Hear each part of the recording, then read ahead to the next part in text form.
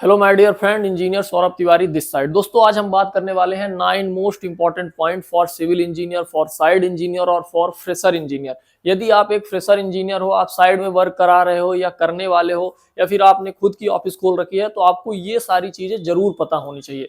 तो आज हम बेसिक पॉइंट्स पे बात करने वाले हैं जो आपको जानना ही जानना चाहिए। एंड ये वीडियो आप एंड तक देख लेना, आपको बहुत ज्यादा हेल्प होगी आगे आने वाले समय में कुछ भी आप काम करोगे तो। सबसे पहली बात यार, सबसे पहला पॉइंट जो आपको जानने की जरूरत है, size of column should not be less than 9x9। मतलब हमारा ये कहना है यार कि 9 इंच बाई 9 इंच से कम कोई भी कॉलम आप दो तो उसका जो आप साइज दो तो 9 इंच बाई 9 इंच से कम मत दो, क्योंकि इससे कम का कॉलम इंडियन स्टैंडर्ड कोड के हिसाब से चलेगा ही नहीं।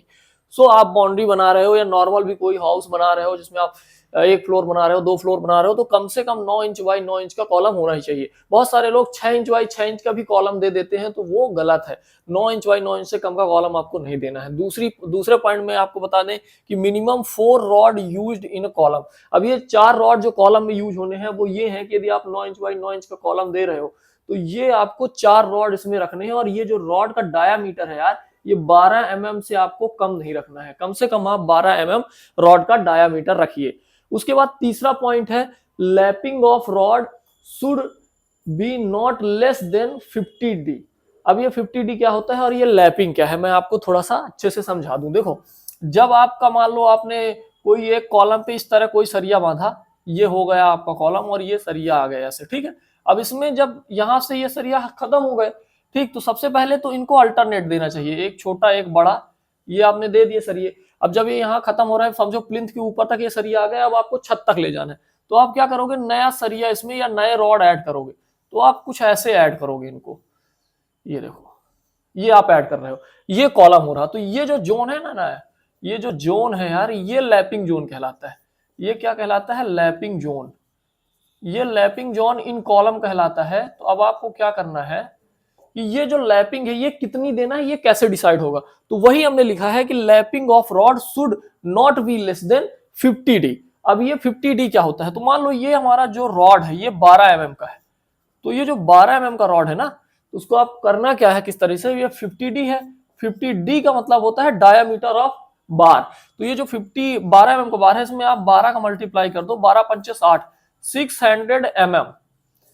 ये हमेशा mm में रहता है, ये याद रखना। तो 600 mm की यहां पे आपको इस पोजीशन से लेके इस पोजीशन में 600 mm की लैपिंग देना है। 600 mm क्या होता है, ये होता है 2 फीट, क्योंकि 1 फीट में जो है, 1 फीट में 300 mm होते हैं दोस्तों, ये चीज आप याद रखना।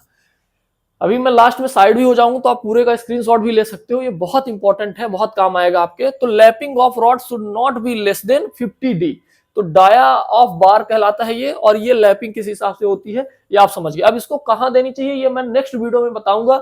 सो वीडियो यदि पहली बार देख रहे हो तो इसको सब्सक्राइब जरूर कर लो यार इस चैनल को, और वीडियो को लाइक जरूर कर देना। एंड चौथे पॉइंट पे यदि अपन आए तो वो है, height of parapet wall should be not less than 1 metre. अब जो हाइट होती है पैरापिट वॉल की, तो जैसे आपने छत बना लिया, फॉर एग्जांपल ये आपकी छत पड़ गई यार, अब इसके ऊपर जो आप एक पैरापिट वॉल जुड़वाते हो ताकि बच्चे बच्चे खेले, कोई भी हो छत में जाए तो गिरने की संभावना ना हो, तो ये जो पैरापिट वॉल है ना, ये 1 मीटर से कम नहीं होनी चाहिए। 1 मीटर यानी 3.28 फीट हाइट उसकी होनी चाहिए, मतलब 3 फीट से थोड़ा सा ज्यादा ही, 3 फीट 3 इंचेस, 3 फीट 4 इंचेस कम से कम पैराफिट की हाइट आपको रखनी है। उसके बाद जो पांचवा पॉइंट है, मिनिमम थिकनेस ऑफ स्लैब जो है 125 mm से कम नहीं होनी चाहिए। मतलब 125 mm में 5 इंच आते हैं, क्योंकि आपको मालूम होना चाहिए कि 1 इंच पे आपको लगभग 25 mm मिलता है दोस्तों। अब ये कैसे मिलेगा आप आसानी से समझ सकते हैं, क्योंकि 1 फीट में 300 mm हमने आपको बताया। अब 1 फीट में 300 mm है तो 12 इंच क्या होगा, 12 इंच में 300 mm हुए। अब जब 1 इंच का आप निकालोगे, 1 इंच निकालोगे तो 300 बटे आप 12 कर दोगे, तो ये 25 mm के आसपास आ जाएगा।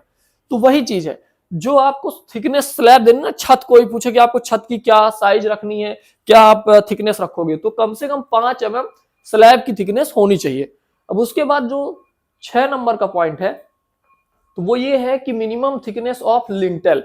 अब स्लैब की थिकनेस तो ज्यादातर लोग जानते हैं, लेकिन लिंटेल की थिकनेस नहीं जानते। अब लिंटेल क्या होता है कि जैसे मान लीजिए ये दरवाजा खिड़की आपका इस हाइट पे लगा हुआ है, उससे ऊपर जब आप एक सपोर्ट देते हो, मान लो ये डोर हो गया, ज्यादातर लोग लिंटल क्या है सब जानते हैं, लेकिन मान लीजिए कोई नहीं जानता तो उनको एक फॉर एग्जांपल समझाने के लिए, ये दरवाजा हो गया और ये आपकी विंडो हो गई, ठीक है, ये डी हो गया, ये विंडो हो गई।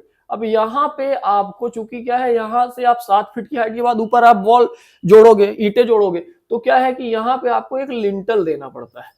वो लिंटल क्या करे कि इधर कॉलम से कॉलम में ही लोड ट्रांसफर कर दे और आपके डोर एंड विंडो के फ्रेम में, फ्रेम वाले स्ट्रक्चर पे कोई लोड ना आए, ऊपर जो ब्रिक वर्क हो, तो ये लिंटल पड़ता है। तो ये लिंटल की जो थिकनेस है ना यार, वो कम से कम आपका कितना होना चाहिए, 15 सेंटीमीटर होना चाहिए। अब देखो 15 सेंटीमीटर का क्या मतलब होता है, 150 mm, क्योंकि 1 सेंटीमीटर में 10 mm होते हैं, तो 150 mm यदि हो गया तो ये 6 इंच हो गया, ये 125 mm था तो ये 5 इंच हो गया, तो 6 इंच कम से कम आपको लिंटल का थिकनेस चाहिए, 6 इंच, ठीक है।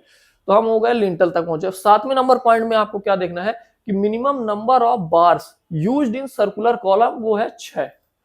अब होता क्या है यार, देखो ये आपका क्या है, स्क्वायर कॉलम है, रेक्टेंगल कॉलम है, वहां पे तो आपने 4 यूज कर लिए, लेकिन जब कभी आप सर्कुलर कॉलम बनाओगे ना, जैसे कई बार क्या होता है कि लोग बाग नीचे 10 फीट का बर्मा से गड्ढा करा देते हैं और उस गड्ढे में कॉलम देते हैं सर्कुलर रिंग का, क्योंकि बर्मा से जो गड्ढा होता है वो सर्कुलर होता है। तो उस केस में जो कम से कम बार यूज करने हैं आपको कॉलम में, वो 6 बार यूज करने हैं और वो 12 mm से कम नहीं होना चाहिए। ये देखो, ये 12 mm से कम नहीं होना चाहिए ये जो बार है। अब ये एक सर्कुलर कॉलम है, मैं मान लेता हूं कि ये 12 इंच के डायमीटर का कॉलम है, मतलब 1 फीट का, तो इसमें 1 2 3 4 5 6 रॉड कम से कम होनी चाहिए और 12 mm से कम की रॉड नहीं होनी चाहिए। तो ये हो गया सर्कुलर कॉलम का। अब 8वें नंबर पे आते हैं और उसमें लिखा है chair minimum 12 mm diameter bars to be use. अब ये चेयर क्या होता है, बहुत सारे लोग इस पे कंफ्यूज रहते हैं, और चेयर क्यों जरूरी है ये अभी आपको इसमें पता चल जाएगा। तो समझो क्या है कि जैसे मान लीजिए आपने स्लैब बनाई, ये स्लैब हो गई आपकी, ये स्लैब में आपके इस तरह से रॉड बंधे हुए हैं, जो लोहा आप बंधवाते हो वो इसी तरह बंधवाते हो, जाल, ठीक है। होता क्या है कि फिर जब आप क्रैंक करते हो इसमें LY4 में, जैसे मान लीजिए कोई आपका रूम हो गया, तो अब आपने इसको थोड़ा सा उठाया और ऐसे आप ले गए, ये आपने क्रैंक किया, ठीक, तो ये इधर का क्रैंक हो गया, ये इधर का क्रैंक हो गया, यदि आपने 2 वे स्लैब बंधवाई है, और ये इधर का क्रैंक हो गया, समझिए, ये आप इसको समझिए कि ये उठा हुआ है, ये ऐसे, ये उठे हुए, ये समझिए।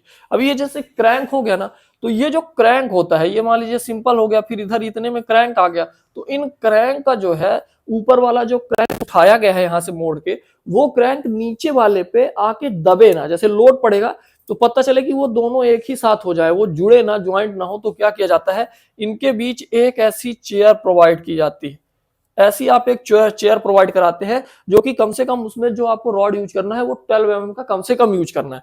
तो आप आई होप समझ गए होंगे। साथ में मैं आपको एक वो दे दूंगा सैंपल कि ये चेयर क्या होती है, कैसे एग्जैक्ट लगती है, दो जो क्रैंक होते हैं क्रैंक के बीच में। तो ये चेयर का हो गया। उसके बाद minimum spacing of chair 1 metre, मतलब जो ये चेयर आप लगा रहे हो ना, जैसे अब ये जाल तो काफी बड़ा रहेगा, बड़ा रूम है, तो कई जगह क्रैंक आएगा, बड़ा क्रैंक होगा, तो आपको क्या करना है कि एक आपने यहाँ पे लगा दिया ना, तो 1 मीटर बाद कम से कम फिर एक क्रैंक दो आप, ताकि ये प्रॉपर उसकी जो हाइट है ना, जो आपने क्रैंक दिया है, वो ऊपर नीचे बना रहे, गिट्टी डलने के बाद वो आपस में बैठे नहीं, आपस में ज्वाइंट ना हो जाए, इसलिए ये थोड़ा सा ऊपर नीचे होना चाहिए, ताकि वो क्रैंक का जो रियल अर्थ है वो उसका बेनिफिट आपके स्लैब को मिल सके, लोड सही से डिस्ट्रीब्यूट हो सके। सो इस वीडियो में इतना ही, हमने अपनी तरफ से बहुत अच्छे 9 पॉइंट वो बताए हैं यार, जो आपके बहुत काम आने वाले हैं। यदि ये वीडियो आप पहली बार इस चैनल को देख रहे हो और ये वीडियो आपको अच्छा लगा हो, तो इस वीडियो को लाइक जरूर कर देना, चैनल पे पहली बार आए हो तो सब्सक्राइब कर लेना। तो इस वीडियो में इतना ही, मिलते हैं किसी नेक्स्ट वीडियो में। Thank you.